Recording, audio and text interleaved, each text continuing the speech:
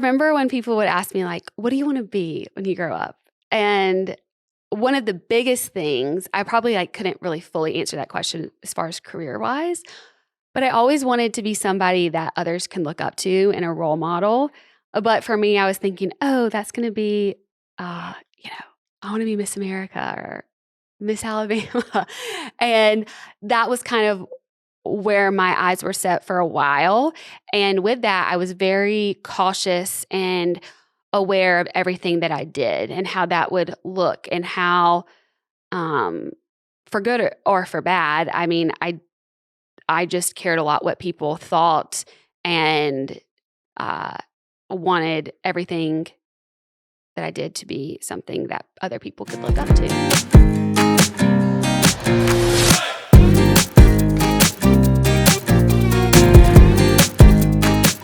Hey y'all, welcome to Better Tomorrow with Hannah Brown. I am Hannah Brown, and this is my very first episode. I am so excited, also a little nervous, but I think, when you care about something, you're going to be nervous because you want it to be great.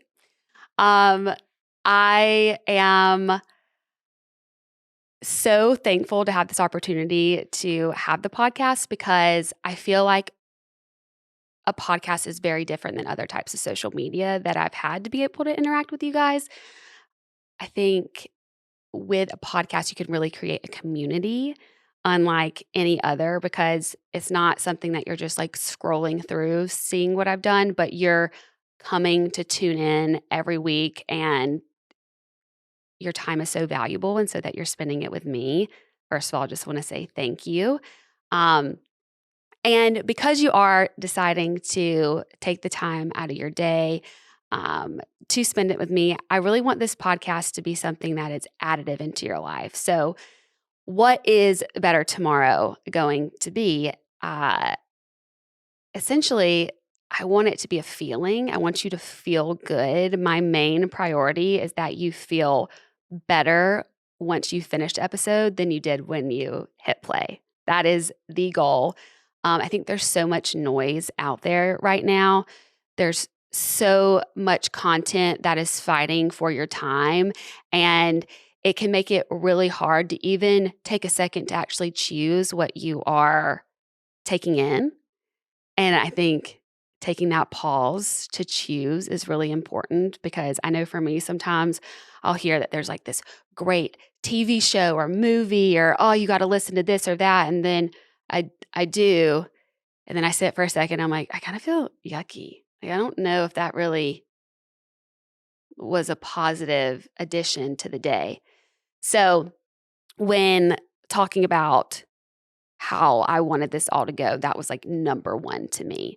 So that is what you can expect, is to feel good. This is definitely more like a wellness podcast. And what I mean by that is that doesn't mean we're just going to be talking like health and fitness. We will talk about that, but just overall well-being. We'll have solo episodes for sure. Just like right now, I wanted to make sure that I came to you first and explain just how thankful I am for you, but also what's going on before we start adding other people in.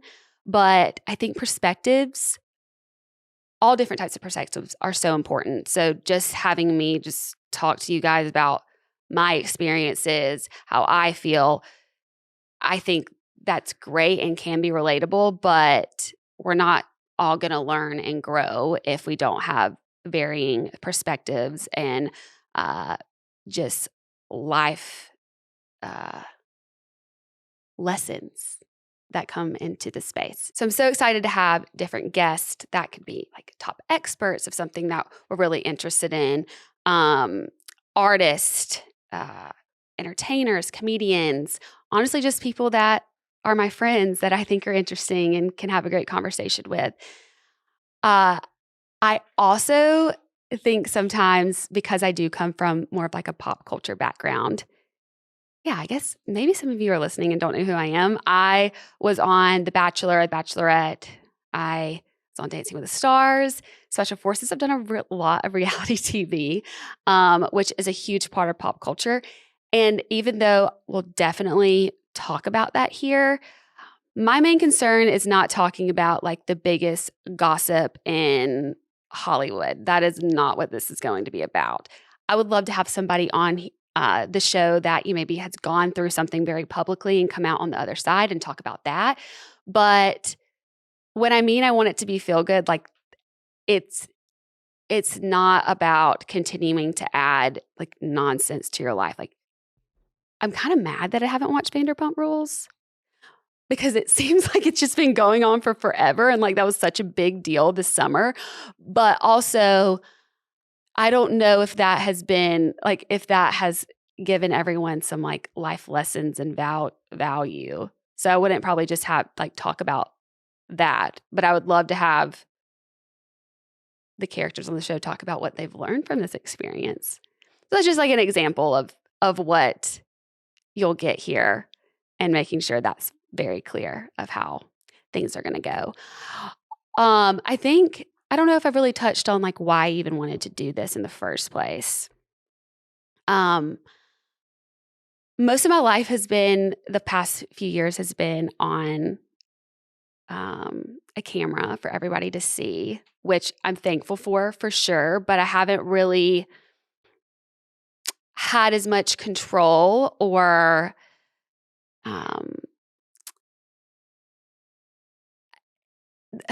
I don't want to say like, I just haven't been in control of the conversation and really gotten to choose what you guys see and what you don't. And not that I have anything to hide on this podcast. I actually want you to see the real me, but that's the whole thing.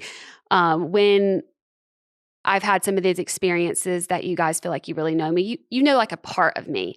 And with this podcast, I want to be able to be even more vulnerable and real and show different sides in different conversations and have that also for the guests that are on the show to be able to do that as well.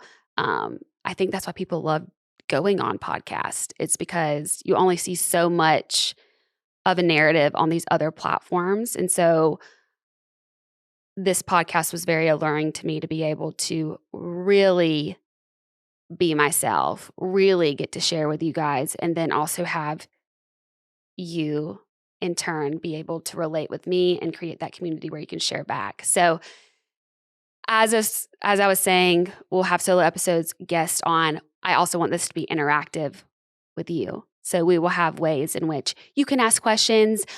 You can tell me what you're liking, what you're not. I want this to be very fluid. This can change. This can grow with what you guys are loving, what you are getting from this. So it's all in the up in the air. I've never done this before. So I am learning on the way, and I am excited for you guys to be a part of the journey. So I feel like I should go. Also, so glad that you're here now, but also be here next week. We will have an episode every week on Wednesdays, wherever you get podcasts. So you figured out how to get here today. So just do that again next week. And it'll be a great time. I'll get better and better. Don't you worry. Oh, which gets me to why I decided how I came up with the name Better Tomorrow. I feel like that's important. It's definitely important. So choosing a name for a podcast, it kind of can be daunting, but for me, it was actually pretty easy because when I took into account what I've said before, like why I wanted to do this, what type of vibe I wanted in the podcast, there was this conversation that I listened to, I think on another podcast that really stuck with me. Gosh, what was that? Probably like 2-3 years ago during COVID, when like a lot of us, I was really struggling. Like mental health wasn't something that I just like thought was a good idea to prioritize. No, like I had to. It's very important. And I heard somebody ask themselves this question, am I better today than I was yesterday? And I loved that so much that I put it on a note card on a mirror that I walked by every day so that I could remind myself to ask that big question. And I realized that just taking that like small second to take account of the day of like, okay, am I better today than I am yesterday? And sometimes it was a yes, but other times it was a no. But normally when I had a no day, it didn't follow another no day, if that makes sense. Like, because I took that moment to say, no, it actually wasn't. Why wasn't it? It helped me have a better tomorrow. So that is why I decided to name this podcast Better Tomorrow with Hannah Brown, because that's kind of the focus, is that we are trying our best for that better tomorrow. And sometimes like our best today isn't always that great, but taking that second to just pause and take value can add value to your life and to the next day. So I think it's great. Hopefully you do too. Also want to start with just like a life update with you guys. I feel like a lot has happened. I've lived in Santa Monica. I lived in Santa Monica for like 3 years. I moved from Tuscaloosa, Alabama to California, which was a very big move.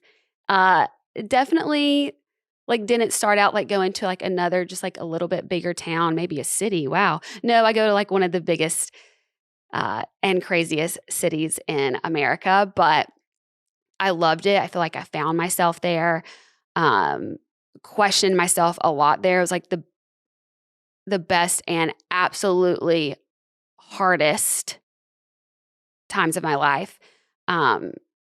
But I am now in my new home of Nashville, Tennessee. We moved this spring. And when I say we, I have been dating my boyfriend, Adam, for about 2.5 years now. We'll definitely have him on the podcast, and you'll love him if you don't know him already. He's the best human ever. So you guys would definitely approve. And also we includes our dog, Wally, who is also the best. I'm obsessed with him, even though he just ate. Right before we came here, he decided to eat one of my most expensive shoes in my closet that actually is not even mine, and I wore once. So that's great. It's what is it, like a Berman shoe? Like very, very nice shoe. So that's fun. But we love him so much. He's a bad boy that is so cute. So he gets away with everything. He's getting better. But this is not all about my dog, even though I would love to have Wally on the podcast in some way. How long have you had Wally? Oh, well, that's producer Andrew over there asking conversation. Producer Andrew, I've had Wally for 1.5 years. Okay. And is it both of your guys' dog, or is it your dog? No, it's both of our dogs. Also, Adam's here. He's just here for moral support. But producer Andrew is always going to be a part of the show. A lot of times I think it's so weird how everybody has a producer on their show for the most part. I won't say everybody, but a lot of people have somebody that is helping them to have a podcast. There's actually like a huge team I'm so thankful for. But in the room with me, there is another human. So I think it's weird to pretend like no one's here and not just acknowledge that I have somebody who's on my team supporting me.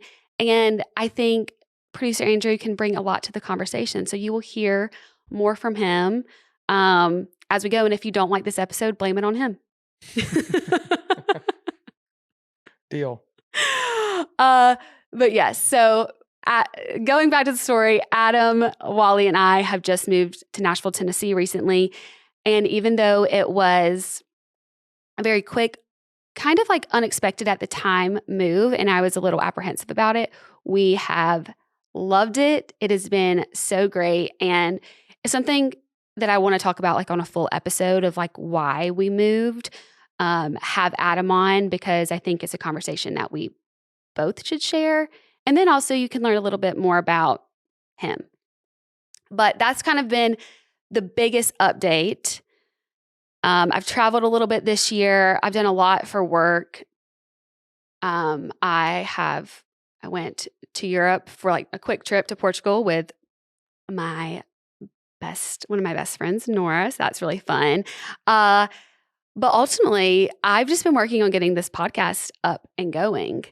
I'm so thankful again for producer Andrew and just being here helping me get this started, for Adam just supporting me, and then just the rest of my team, the SiriusXM Stitcher team. Like, it has taken so long to get this thing started. Like, I've been in the process of knowing that this podcast was going to be a thing for like over a year.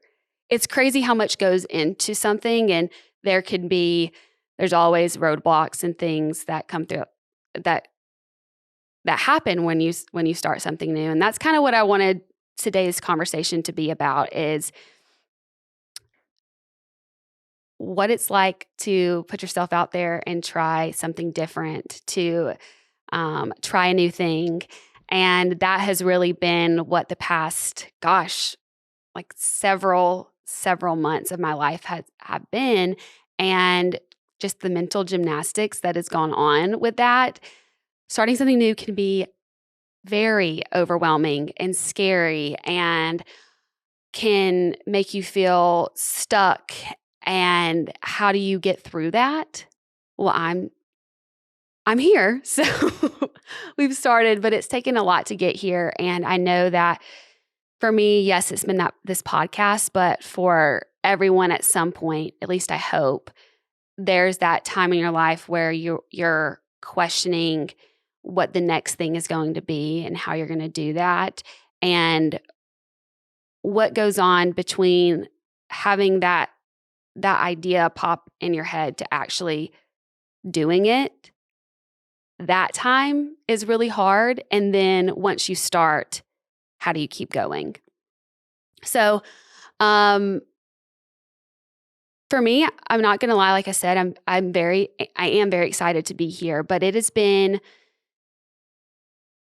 something that has really tested my confidence in myself. I feel like I've had to really battle imposter syndrome, especially with this podcast, of like, why do I think I have something to say? And will somebody listen?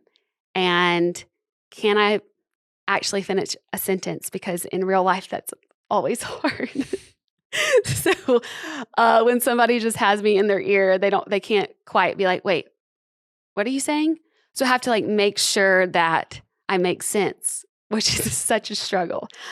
You won't always have Adam, which who knows, maybe we'll have to add him in, be like, wait, slow down, Hannah.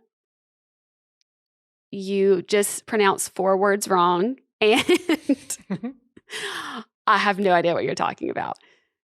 But producer Andrew, you can help with that. How am I doing so far? You are crushing this. Yes, I needed that positive affirmation. I have a question. So you hit on imposter syndrome. Mm-hmm. Being somebody of influence, what was it like the first time you realized, like, oh, there's people that are looking to me for advice and they value what I have to say? What was it like when you realized that for the first time?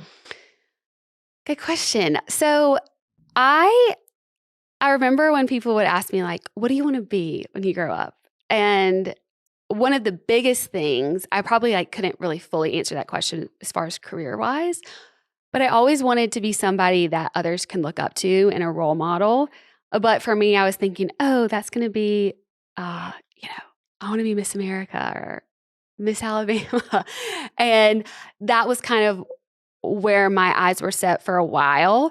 And with that, I was very cautious and aware of everything that I did and how that would look, and how, for good or for bad, I mean, I just cared a lot what people thought, and wanted everything that I did to be something that other people could look up to. So that thought has always been there in the back of my mind, but I never thought it would be on this level.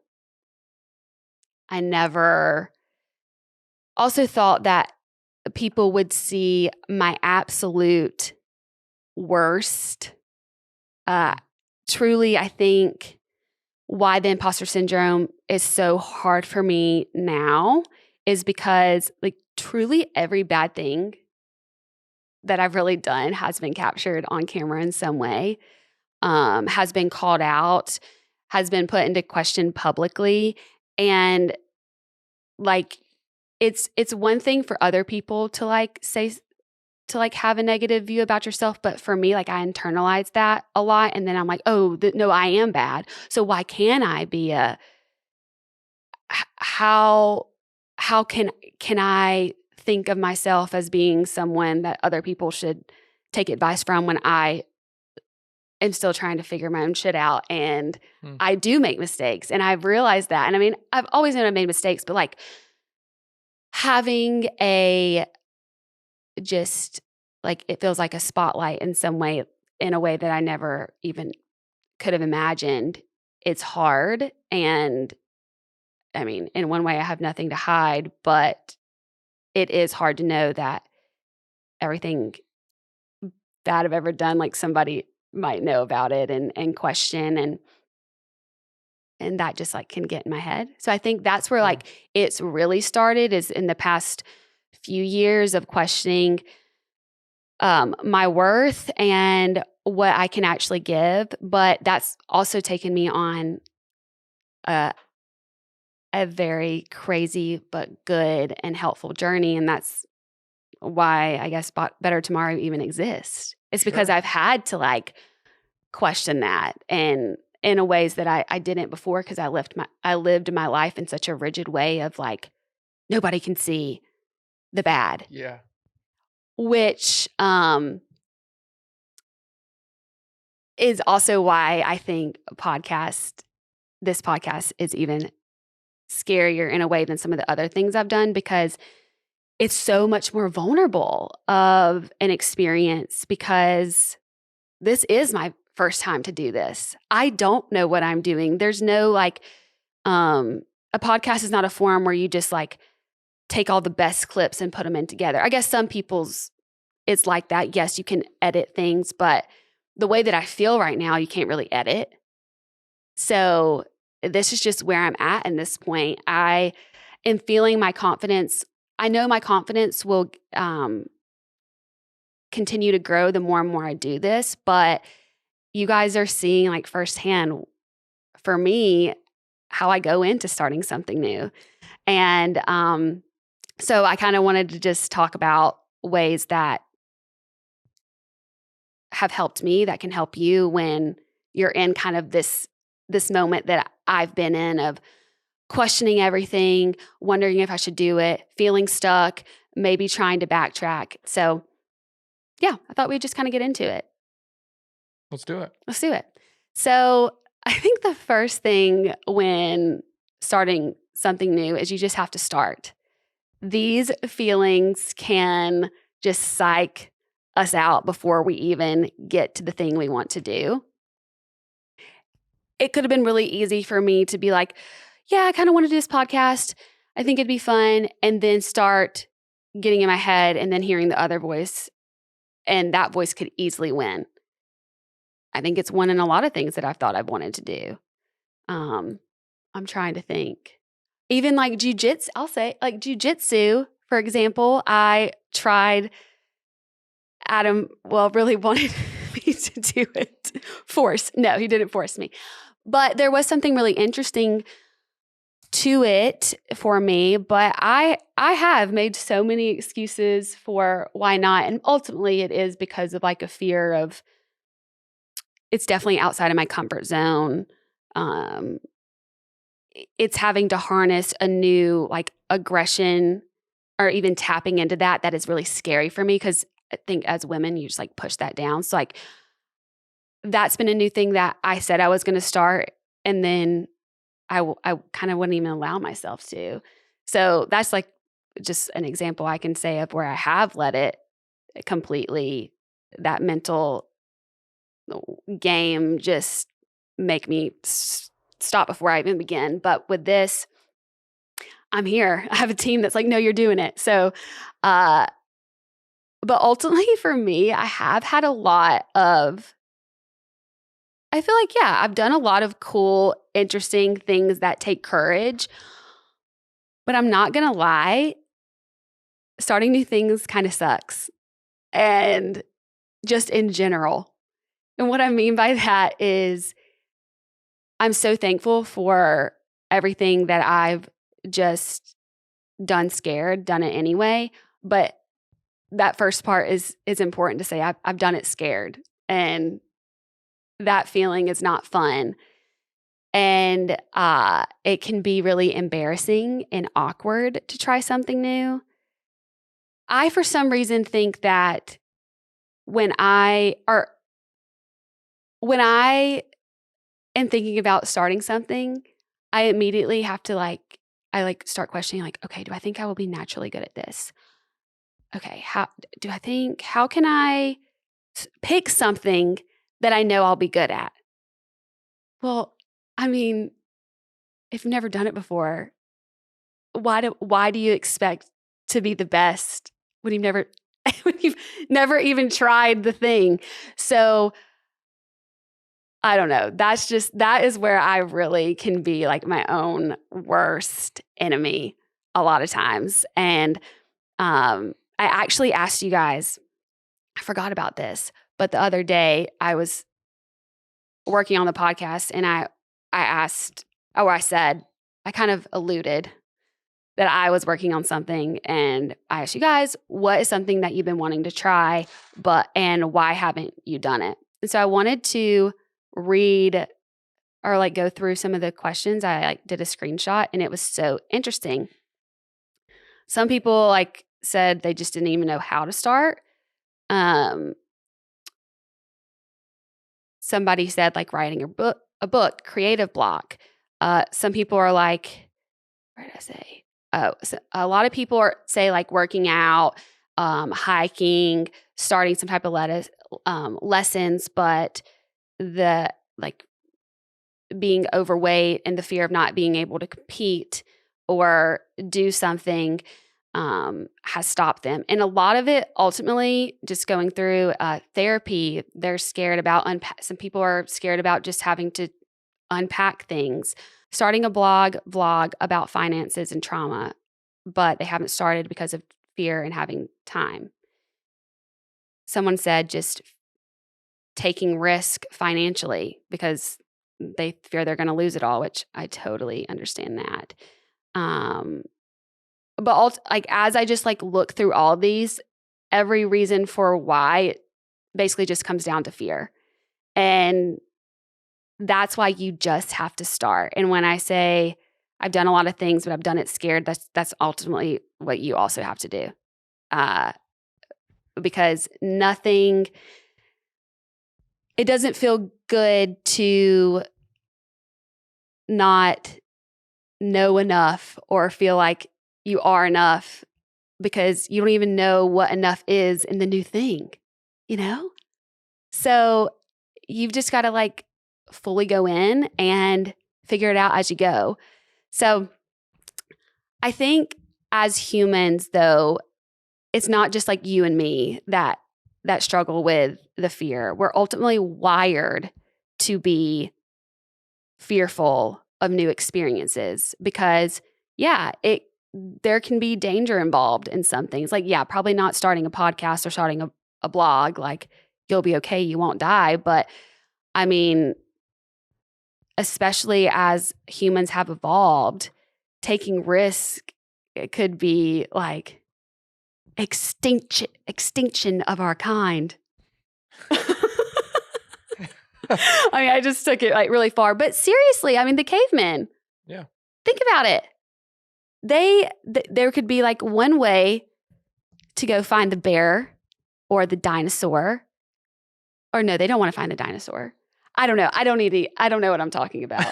I have no idea. Just know that we're wired to be scared of scary things that we haven't ever done, because trying something new, there's always going to be a risk. And it either works out or it doesn't.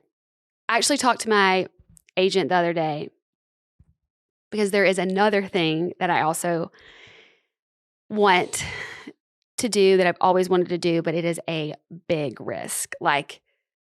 way bigger personally, financially. The biggest risk I would probably ever take, I could say, that could be so amazing, but it would be a lot of hard work. And I was just like, what do you think I should do? And he was like, I feel like you just have to start. And there's only so much we can do for you, but ultimately you're the person who has control of your life, and you've got to take risk. And if you're not failing, you're not trying. And I love that. But then like, it was so funny. I was like, oh yeah, you're so right. But I just need to know that it's going to like work out. That was like the next thing I said. I was like, oh yes. So obviously I'm not okay with failing. That is a really hard concept for me, especially with this podcast. Everything I've done in front of you guys, I have kind of succeeded in. Like, all the competitions I've done in the past few years, like I have won. And I don't like mean to sound cocky. Like, I'm also like, I don't know how. It is weird, but because of that, I have so much pressure on myself for this podcast to be the very best. I think every time that I talk to producer Andrew, I'm like, no, but is it great? It can't be good. It has to be great. It has to be the best. Yeah. And he's like, I mean, it's episode 1. It's episode 1. Yeah. But I just put that pressure because I'm so scared that, like, if I'm not the best, then you guys won't like me. Yeah. If I'm being honest, I think it's, I think I believe I have this like internal belief that if I do not win, if I'm not the best, that people will not see me as valuable or worth their time. Wow. I just got a lot. I don't think I've ever said that out loud. Yeah, I think, wow, I'm like, my wheels are spinning of like, oh, I know where this stems from. So weird. Like, that just opened up something for me. I think as a little girl, like, that is how I thought I got my parents' love. I think I was always like, oh, look what I did today. I made an A. I'm student of the month. I'm the teacher's pet. And that was kind of how I shifted the focus off whatever family drama was going on onto me, to be able to bring like the achievement and success, and that be something that's celebrated. And so obviously, as I'm realizing right now in real time, that has continued to spill over to even my relationship with you guys, which I value so much. Obviously, I love my parents and I know that they love me. Like, I do know that they love me more than just all the things that I've achieved, but there is some layer subconsciously that questions that. And I guess I question that with y'all. Wow. So, yeah, I'm just going to continue to work through it. And it's something that I'm still not quite there yet, obviously. What's like the scariest like new thing you've had to do in the last 5 years? Moving to Nashville, starting a show. Well, the last 5 years have been insane. Just absolutely insane. And when I think about what's been the hardest thing. The hardest new thing to hardest start. New thing to start.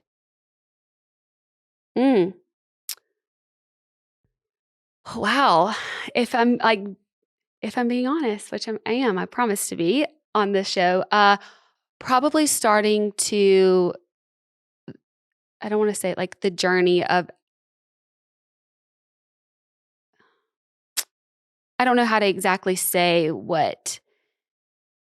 how to describe this part of my life. Like, it's like the journey after everything has been the hardest new thing for me, because my life I felt like almost like out of control with goodness and these cool experiences, but it was going so fast that I kind of lost myself and making decisions for myself I didn't trust. So I think The hardest thing that I've started in the past few years is learning to trust myself.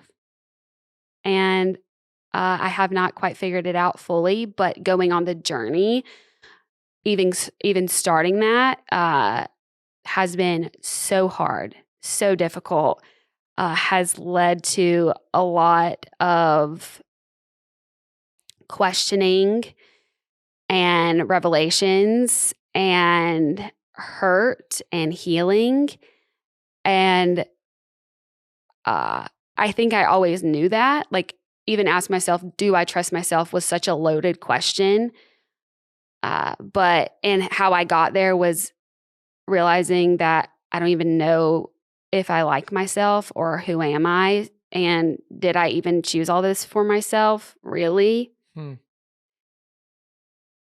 And yeah, that's been probably like the past 3 years, and it's still ongoing. And I'm just trying to continue to take the next step forward and not quit and not go back into default of trusting everybody else more than myself. Hmm. Yeah. Great answer. Thanks. Another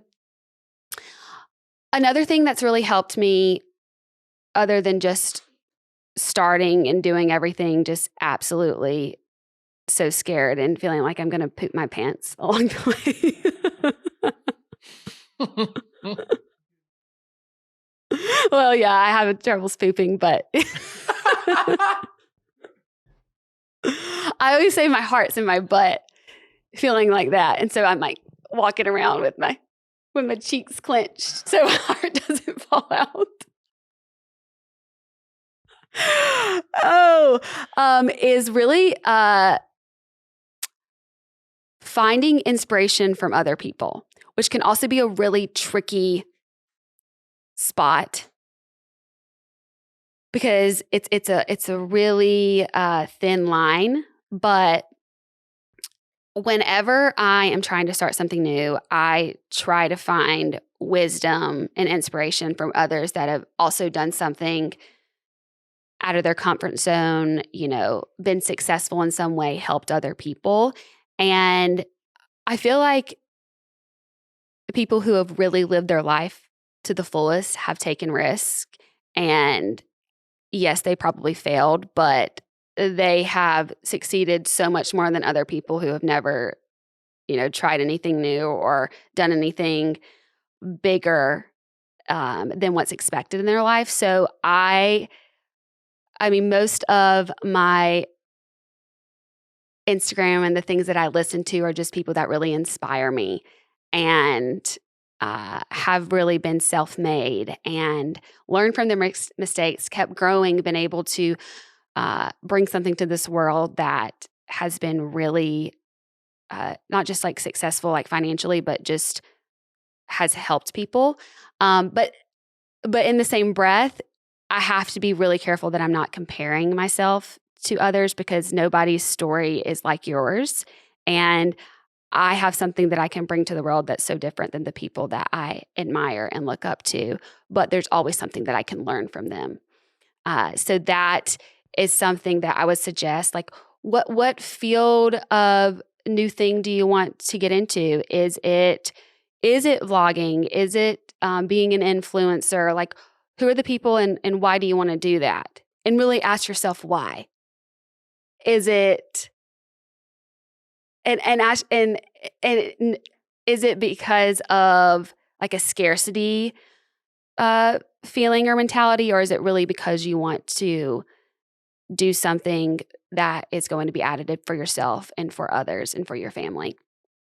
And if it's for that, then really be inspired and excited and motivated by the world around you. I think the way that you can avoid crossing that line from being inspired to being in like a comparison mindset is to make sure that you are really aware of the mindset that you're in. It's so important to have realistic expectations of yourself when you're starting something new. I think it's very important to be able to set some goals, set realistic goals for yourself. I do have a big, you know, dream and goal that's always in mind. That is maybe a little far out of reach right now, but I know that I have also markers along the way that it's going to make that big dream um, reachable as I just continue to keep going. Uh, I think sometimes it's like somebody starts and you want to become the master before you've even become uh, The the student. the student. That's yeah. I can be that way for sure. I I did pickleball for the first time. I've never played a like, is that like a racket sport? Paddle sport ever. Like I probably have played paddle ball, like the one on the court. Is that what it's called? I don't even know what it's called. Ping pong. Tennis? Oh. Ping pong. I see, obviously I don't know what I'm talking about. I don't even know how to play ping pong. And so when I heard how cool pickleball and it was like just like all these great people are playing, I'm like, I want to do it. And I started taking lessons and I was pissed because I was bad. And I was like, because I'm pretty like naturally normally like athletic, but I do think that those types of sports, actually Dr. Amen, my psychiatrist, says that any type of racket sport, is that what you called it? Yeah. I don't know. Whenever you go like this, back and forth, when you do the backhand and just the normal thing, I don't know what I'm talking about. But those use both sides of your brain, and it's a great type of sport to pick up. But they're challenging, and I was so mad. My coach was like one of the best pickleball players ever. He like plays with every famous person. And I was embarrassed that I wasn't as good as him. I've never played in my life. So yeah, with that, I just have now had to realize I needed to backtrack. And now my goal is to be able to hit like Adam's dad has a pickleball court in their backyard, and he has this machine where they just like pop them out to you. So my goal is just to be able to hit all the balls that come out of that, which is really easy because there's no like human making decisions, and that's not actually playing a real game. But that's my first goal. And then, to be able to like hang it in a game, I've been able to like play, not the best. And eventually, as we continue to actually go out and play some games and practice, who knows? Maybe I will be a master. I'm not going to be, and I don't really, it's fine. But learning to focus on the good and celebrate those little victories, I think is very important as you are on kind of the journey of becoming better at something that you really want to do and learn. One thing that my therapist and Dr. Amen, who's a psychiatrist, but talked to me about the other day, literally on the same day, was kind of my mentality around that. A lot of high achievers can be sometimes like sad people because of how they view success. And I definitely struggle with that. And as my therapist and Dr. Amen pointed out, they also believe that I struggle with that. The other day in therapy, I said, oh yeah, like I just think I fear that I'm going to be a deadbeat. And then we were just talking about success, and my therapist was like, so what I realized we really need to work on is you have a big pendulum swing from being a deadbeat into being the very best. And that's the only way that I view things. And why don't we learn to find some silence in the middle? Because that's where we're going to spend most of our life.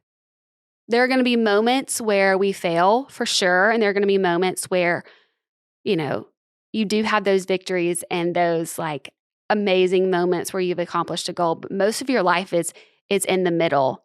trying to figure it out on the way to the goal or coming back from a setback. There's always going to be roadblocks in the way. Just like I said with the podcast, like I've known like this has been a thing for over a year. It's taken a year to get here because there have been so many roadblocks and things that have changed. I moved across country. It's a lot and it can feel really defeating, and it can really allow for there to be more time for all those negative thoughts to get louder and louder. But having those goals in play, continuing to be inspired, having a roadmap for yourself on the way, celebrating the times that you have achieved and the steps that you have taken are all so important. Which kind of gets me to the last thing and kind of interesting way to view things that my psychiatrist, but also great friend, mentor, Dr. Amen, talked to me about this past month. We always do like just a check-in, and was telling him about everything that has changed my life. And he was like, I just read this book and I just loved it so much. I wanted to talk to you about it. Happened to be the same day that was, the deadbeat and being the best conversation. But it's called The Gap and the Gain. Who is that by?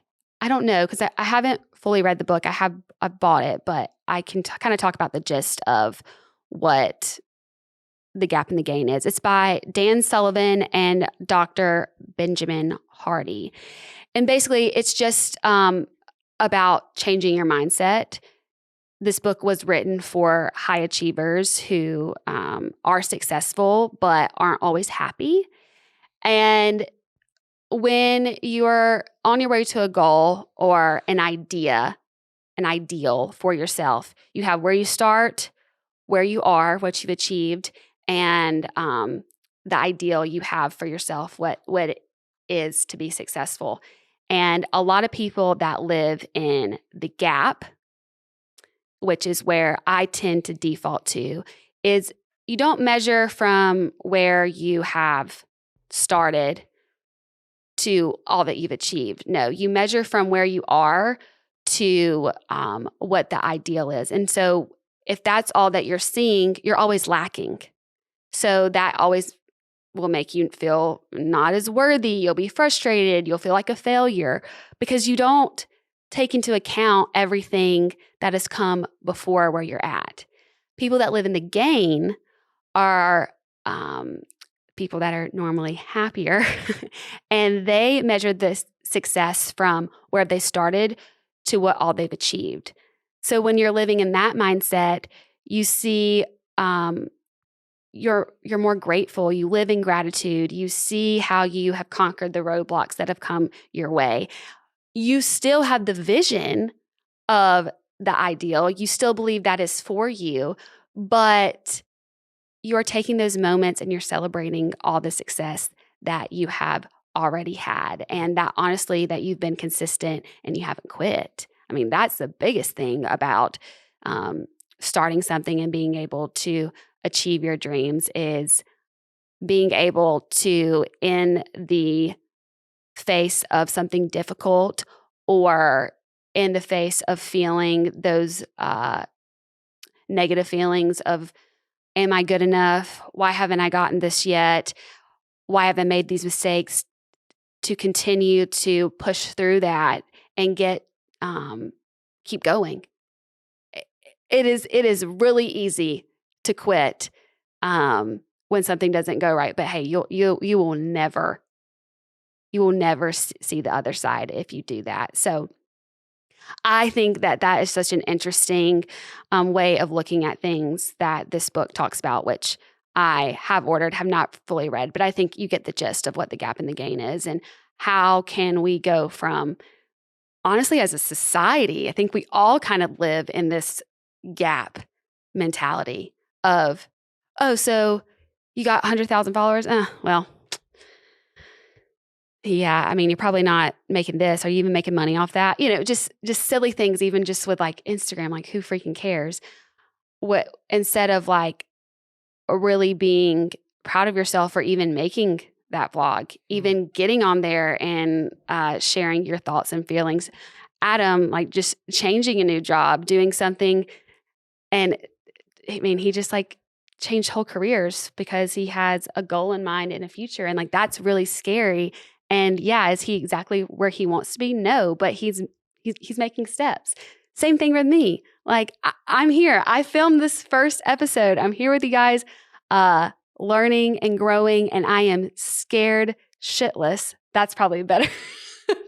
That actually makes more sense because we struggle with that. Anyway, but I'm here, and I hope you guys follow me on this journey and that I can be of inspiration and motivation for you to continue on or start that thing that you've always wanted to do, and just keep going. Be consistent, just start, and just focus on all the good that's coming your way. You know, we've tried our best today. I know we'll be better tomorrow. And thank you all for being here. I look forward to just having this time every week to talk, to discuss, and to challenge ourselves to be better than we were before. We did it.